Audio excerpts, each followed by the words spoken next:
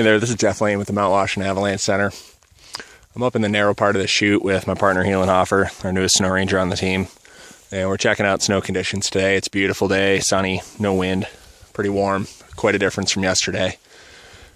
And we often get the questions up here about where you can dig pits that are representative and yet still relatively safe to get to. And here's an example of how we have chosen to kind of enter this terrain and look around at the snowpack and do so with what we feel is a reasonable margin of safety. So we climbed up the looker's left side of the chute up to the buttress, and from there I went out solo while Heelen was down underneath the buttress keeping a lookout. Between where Heelen's at and me, I've dug one pit, and he's up in the second spot where I dug a pit. You can see there's a snow slope up and right of him. And with the winds that we had on Sunday and into Monday morning, we had really, really strong west-northwest winds. And they would have loaded snow into the most protected, sheltered areas, which are about 50 to 100 feet up and right of him.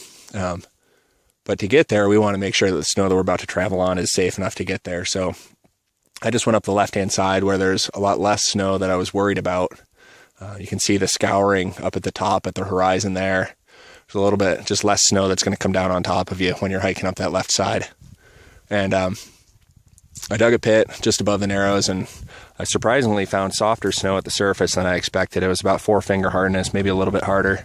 And I got a compression test result on the 5th tap, so an easy compression test result at about 30 centimeters down. I didn't spend a whole lot more time there looking. I went up to where Heelen's at right now, and at that spot I got a compression test of 5 centimeters at that same interface. The bed surface was the new snow that had fallen just prior to any new snow, the snow that had fallen just prior to the winds really cranking up on late Saturday, Sunday morning. Just to the right of where I got that compression test, I did an extending column test and got no propagation. I got a collapse with no propagation at 22 taps, but it didn't take many more to get a complete propagation across the column.